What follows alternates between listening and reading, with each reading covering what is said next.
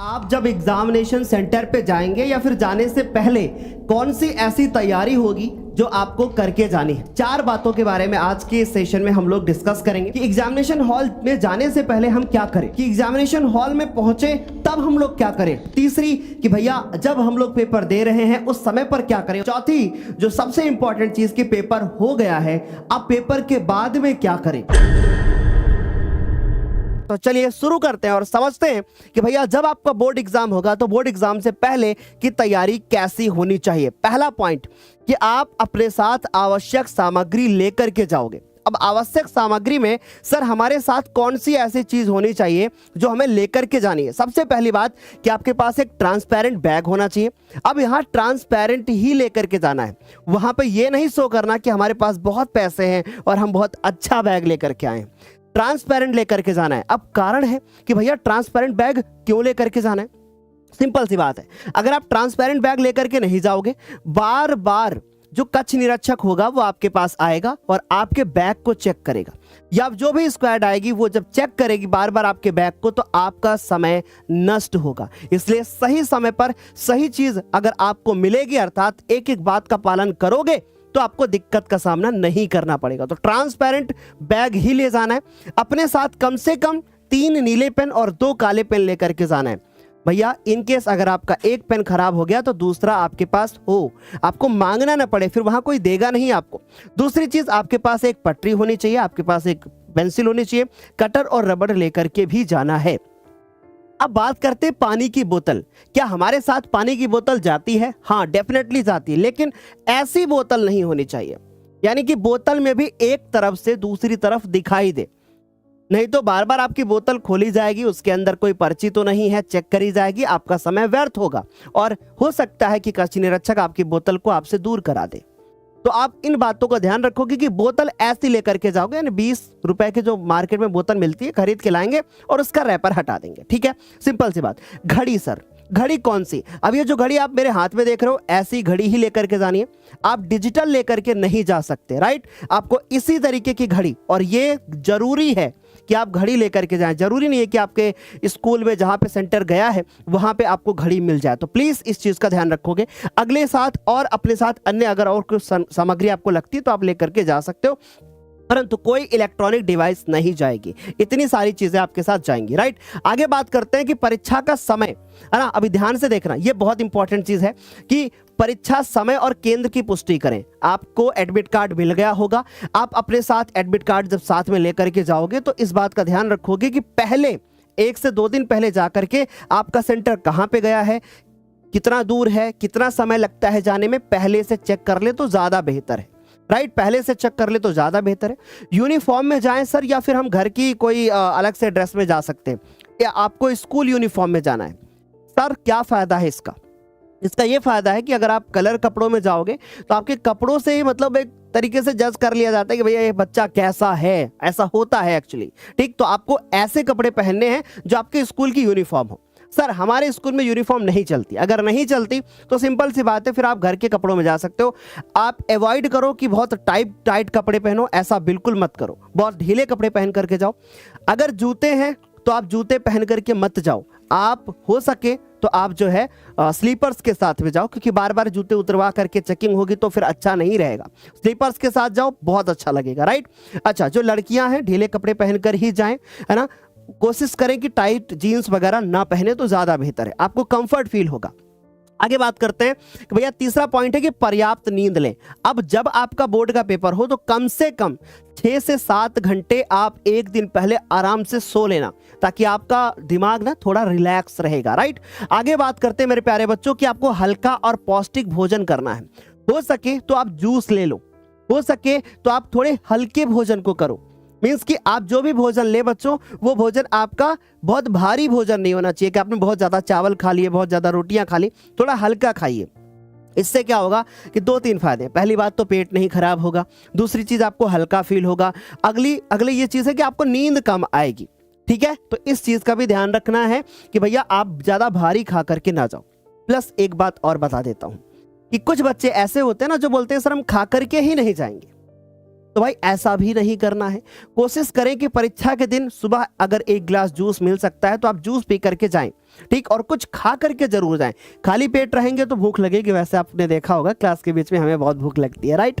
आगे चलते हैं मेरे प्यारे बच्चों कि जल्दी पहुंचे। कोशिश करें कि भाई आपकी परीक्षा जितने बजे भी है उसके 30 मिनट पहले पहुंचे। नहीं सर हम तो 5 मिनट पहले पहुंचेंगे और सीधे एंट्री कर जाएंगे ना, पता नहीं रास्ते में क्या हो जाए, पता नहीं भाई आप टाइम पे पहुंच पाओ कि नहीं, आपको कहीं ट्रैफिक मिल सकता है, हो सकता है कि गाड़ी में कुछ खराब हो जाए। तो भाई ऐसी चीजें बिल्कुल दिमाग में रखो कि अगर ऐसा हुआ तो हमारे पास एटलीस्ट मुझे 30 मिनट एक्स्ट्रा लेकर के चलना है, ताकि घबराए ना। क्योंकि अगर टाइम पे पहुंचोगे ना, पापा थोड़ा सा गाड़ी तेज चलाओ, भैया थोड़ा सा जल्दी चलो, ऐसा नहीं होना चाहिए, राइट। 30 मिनट पहले पहुंचने की कोशिश करें। अगर आपका पेपर 8 बजे है तो आप कोशिश करें कि 7:30 पे पहुंचे, 8:30 बजे है तो अपना कोशिश करें 8 बजे हर हालत में पहुंच जाएं। 30 मिनट पहले पहुंचना ही पहुंचना, बाकी इससे 1 मिनट भी लेट मत होना।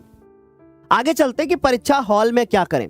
अब आपको परीक्षा हॉल में आपको पेपर मिलेगा, पेपर को हाथ में लीजिए, एक गहरी लंबी सी सांस लीजिए, आंखें बंद कीजिए और ऐसे हाथ रखिए और बोलिए कि बस मुझे शांत रहना है और चीजों को बहुत अच्छे से लिखना है। तो पहली बात, एक गहरी सांस लें और शांत रहें, घबराएं नहीं, कॉन्फिडेंस बनाए रखें, इधर उधर ज्यादा ताका झाकी मत करें, अपने से मतलब रखें, अपनी चीजों को फॉलो करें। और आज की एक एक बात अगर आपने फॉलो कर ली तो आपको किसी की जरूरत नहीं पड़ेगी, आप अकेले काफी होंगे, आपको कुछ भी इधर उधर नहीं करना पड़ेगा, राइट। तो घबराए ना, आत्मविश्वास बनाए रखें और गहरी लंबी सांस लें।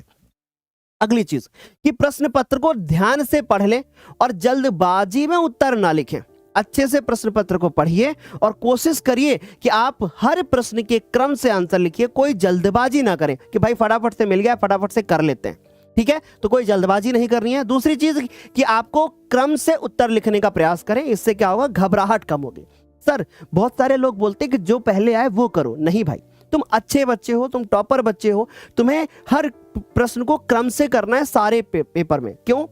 क्योंकि ऐसे करने का एक फायदा होता है कि आपके अंदर घबराहट नहीं होती कि ये वाला क्वेश्चन कितने बजे करेंगे, ये वाला कितने टाइम बाद करेंगे, कहीं कोई छूट तो नहीं गया है।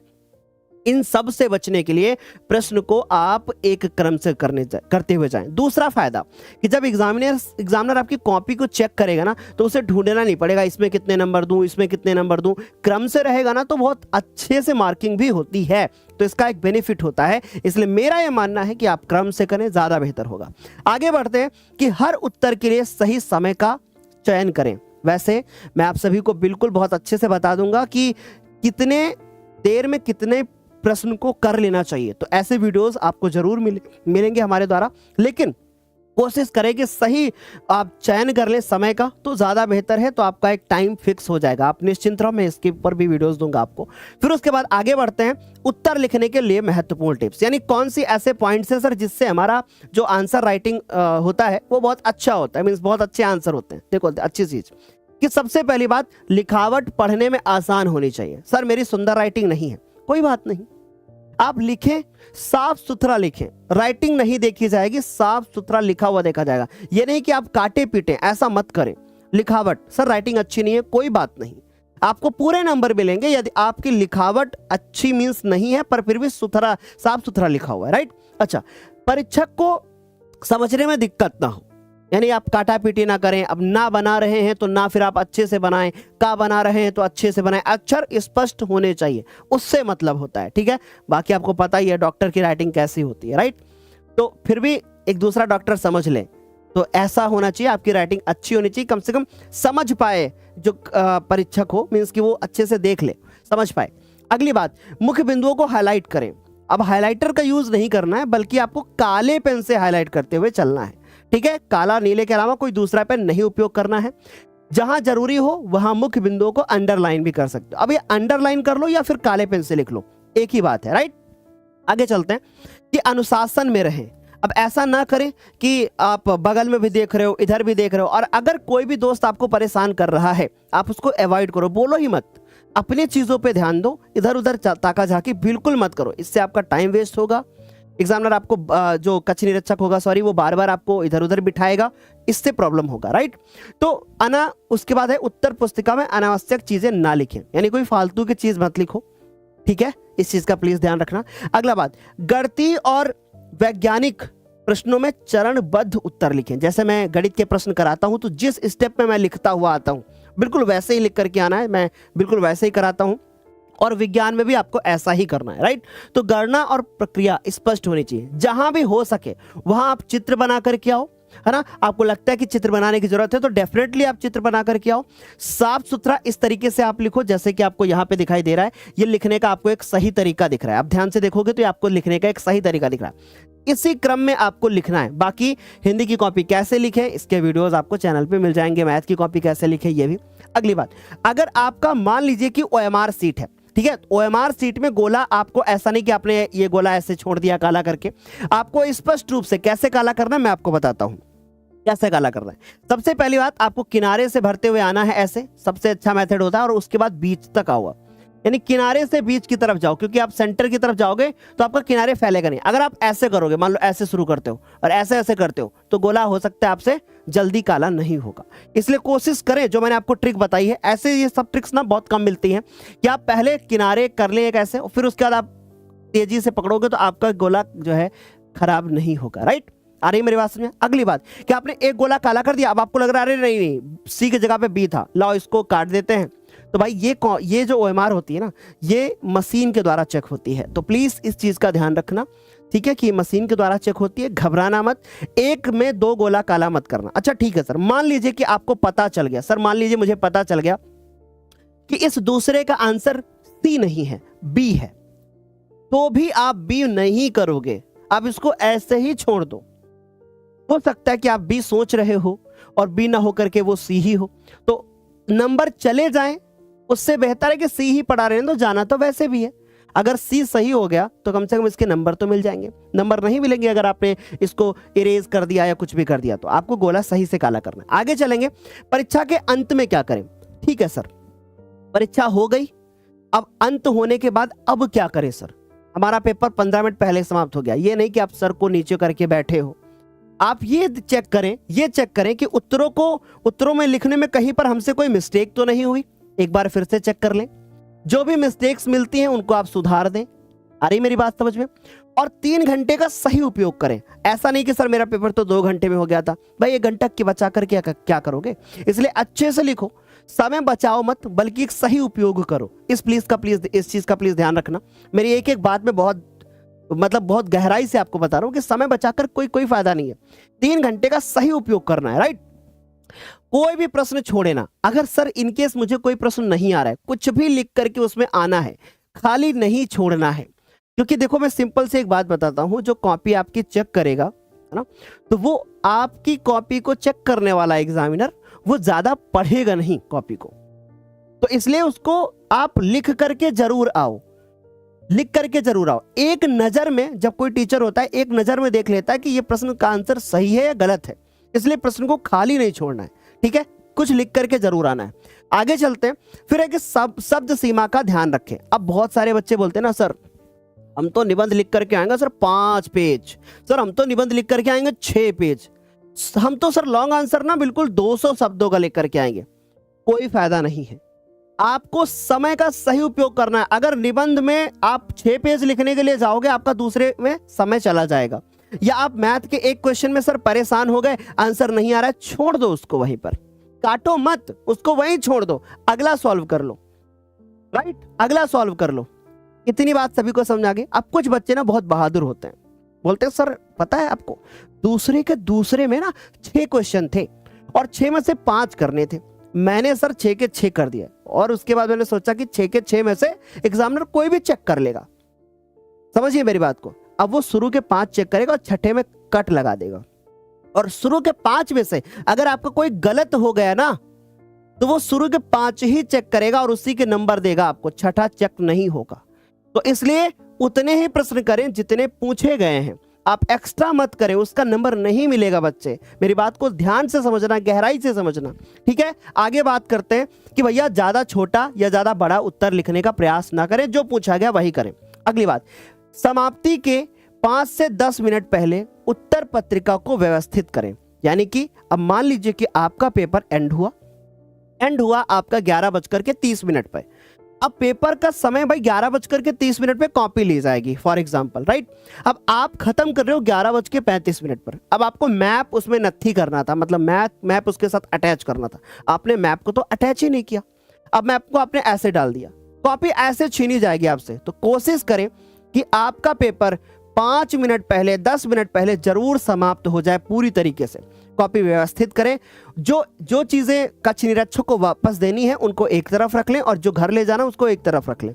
कक्ष निरीक्षक आएगा, कॉपी सीट से लेकर के जाएगा। ठीक है, आगे मेरी बात समझ में? तो इसलिए कॉपी देनी है, उसी के नंबर मिलेंगे, तो बिल्कुल अच्छे से लिखने से कहीं इंपॉर्टेंट है कॉपी सही सलामत कक्ष निरीक्षक के पास पहुंच जाए, इसका विशेष ध्यान रखना। और रोल नंबर और उत्तर की संख्या को जांच लो कि भाई मैंने सभी कर लिए हैं कि नहीं, मेरा रोल नंबर सही है कि नहीं, मेरी कॉपी पे कक्ष निरीक्षक ने हस्ताक्षर कर दिए हैं कि नहीं, इसकी जांच जरूर कर लेना, राइट। आगे चलते हैं अगले पॉइंट पे कि आत्मविश्वास बनाए रखें। अब मान लो फॉर एग्जाम्पल आपका पहला पेपर हिंदी का है या इंग्लिश का है, एक एग्जाम्पल लेता हूं। आपका पहला पेपर आपके हिसाब से अच्छा नहीं हुआ। अब मुझे एक बात बताना कि क्या घड़ी वापस चलती है? कभी नहीं चलती ना। तो अब उसको सोचने से कोई फायदा नहीं है। मान लीजिए कि पहले पेपर में आपके 5 नंबर, आपको लगता है 5 नंबर का आपका कुछ छूट गया और अच्छा हो सकता था, तो उन 5 नंबर के लिए अगले पेपर में मेहनत करो। कभी भी मैं अपने बच्चों को एक सलाह देता हूं, सिंपल सी मेरी बात को याद रखना, कभी भी हम लोगों के द्वारा या हमारी ज्ञानोदय टीम के द्वारा ये डिस्कस नहीं किया जाता कि एक पेपर में लो भाई ये इसका हल है, और अगर कोई हल करता है तो भाई समझ लेना कि तुम्हारा टाइम वेस्ट होगा। जो पेपर हो गया उसको घर में रखेंगे, अगले की तैयारी करेंगे। कभी भी ये नहीं सोचेंगे कि भैया जो हुआ है लाओ मिला लो कितना सही हुआ है। आई रिक्वेस्ट कि please don't waste your time. आपको पेपर नहीं मिलाने की आवश्यकता है, अगले पेपर की तैयारी करनी है, जो हो गया है उसे भूल करके आगे बढ़ना है, राइट। इस बात का विशेष ध्यान रखना। चलिए अब इस वीडियो को यहीं पे एंड करेंगे। ऐसे ही बहुत सारे इंफॉर्मेटिव वीडियो इस चैनल पर आते रहते हैं, प्लस इस चैनल पर क्लास 10th के बच्चों की बहुत अच्छे से तैयारी कराई जाती है। तो एक बार जाकर के उन वीडियोस को जरूर देखना जो हमारे द्वारा आपको इस चैनल पे दिए जाते हैं। तो मिलते हैं अगली क्लास में। और हाँ, एक कमेंट करके बताना कि ये वीडियो आपको कैसा लगा, और एक सजेशन मुझे और देना कि क्या आप कौन से यूनिफॉर्म में जाना चाहते हो स्कूल, यानी पेपर जब आप देने के लिए जाओगे तो क्या पहन करके जाओगे, स्कूल यूनिफॉर्म में जाओगे या फिर कोई घर की कोई जो है ड्रेस में जाओगे, राइट। ये कमेंट करके मुझे बताना, मैं जरूर चेक करूंगा। तब तक के लिए bye, take care, thank you so much. मिलते हैं अगले वीडियो में।